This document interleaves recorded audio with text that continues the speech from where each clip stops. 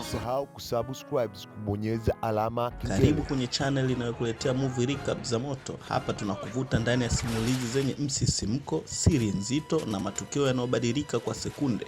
Bonyeza subscribe, washa kengele, kisha tuanze safari ya leo. Dumbledore anakutana kwa siri na Grindelwald katika eneo la wachawi. Wawili hawa wana historia ndefu sana. Zamani walikuwa marafiki wa karibu, lakini uhusiano wao uligeuka kuwa chanzo cha migogoro mikubwa baada ya Grindelwald kuanza kuamini kwamba wachawi wenye nguvu wanapaswa kuitawala dunia. Tatizo kubwa ni kwamba Dumbledore hawezi kupambana naye moja kwa moja. Miaka iliyopita, Dumbledore na Grindelwald waliweka aina ya kiapo cha kichawi kinachoitwa Blood Pact. Kiapo hiki kinawazuia kushambuliana moja kwa moja.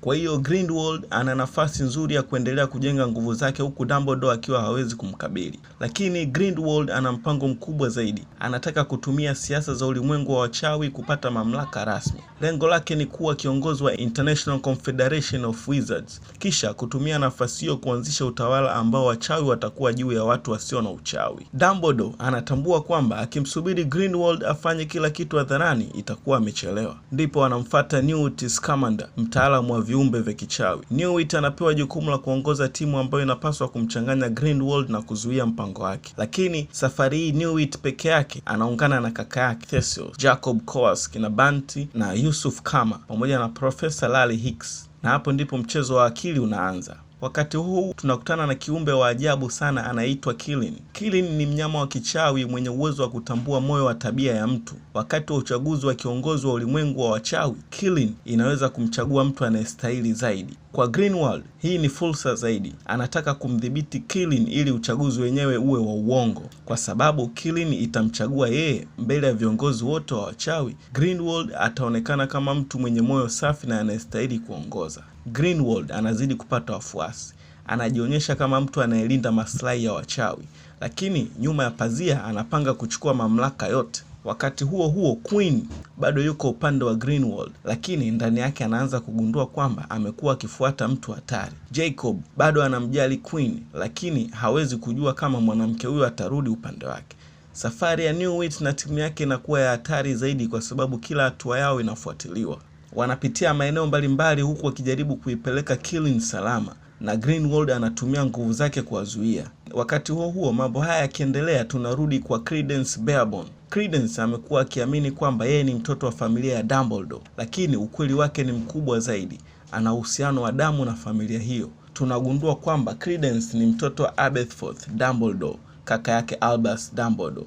Hii ina maana kwamba Credence ni mpwa wa Dumbledore, lakini tatizo ni kwamba Credence anaendelea kudhoofika. Nguvu zake za Obscurus zimemfanya awe katika hali mbaya sana. Grindelwald anatumia hali yake kumfanya kuwa silaha dhidi ya Dumbledore. Kwa upande mwingine, Grindelwald anajua kwamba kuna tatizo. Dumbledore naye anajua kwamba Grindelwald atawafuatilia, hivyo anatumia ujanja mkubwa. Anawaandalia washirika wake masanduku yanayofanana. Kila mtu anabeba sanduku, lakini hakuna anayejua ni sanduku gani lenye Qilin halisi. Hii inafanya iwe vigumu kwa maadui wa Grindelwald kujua ni nani anayebeba kiumbe huyo. Kwa upande mwingine, Aberforth Dumbledore anaonyesha kwamba bado anamjali mtoto wake, hata kama walikuwa wametengana kwa muda mrefu. Hii inakuwa moja ya siri kubwa za filamu.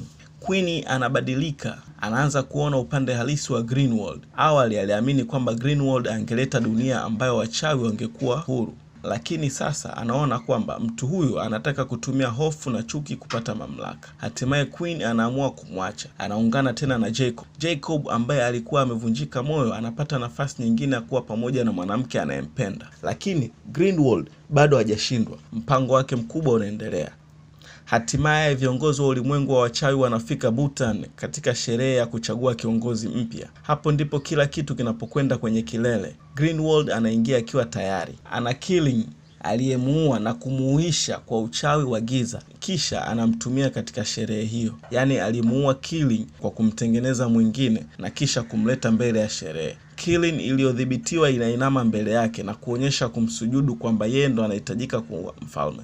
Watu wanaona tukio hilo na kuamini kwamba Grindelwald ndiye mtu anayestahili kuongoza. Kwa hiyo Grindelwald anatangazwa mshindi na mara moja anaanza kutumia mamlaka yake. Anatangaza kwamba wachawi wanapaswa kuwa juu ya watu wasio na uchawi. Kisha anamwona Jacob kwenye umati. Kwa sababu Jacob ni mago, Grindelwald anamtumia kama mfano wa kuwaonya wengine. Anamtesa Jacob kwa uchawi mbele ya kila mtu. Lakini hapo ndipo mpango wa Dumbledore unaanza kufanya kazi. Credence anasimama dhidi ya Grindelwald. Anaeleza kwamba Killing iliyotumiwa kwenye uchaguzi si kiumbe halisi. Queen pia anathibitisha kwamba Grindelwald amewadanganya, na ghafla Bunty anatokea akiwa na sanduku ambalo lilikuwa na Killing halisi. Analifungua. Killing anatoka. Kila mtu anasubiri kuona atamchagua nani. Killing anamkaribia Dumbledore kisha anainama mbele yake, lakini Dumbledore hakubali. Anaonyesha kwamba hataki mamlaka. Kwa hiyo Killing inachagua mgombea mwingine, Vicencia Santos.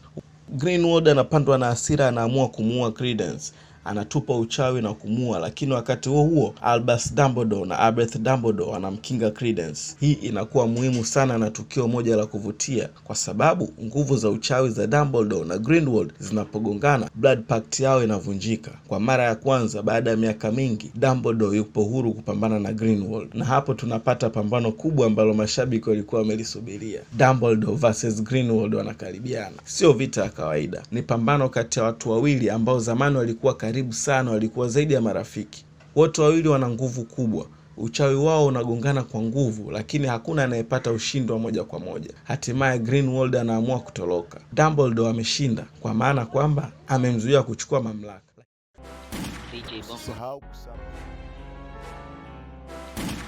Usisahau kusubscribe, kubonyeza alama kengele.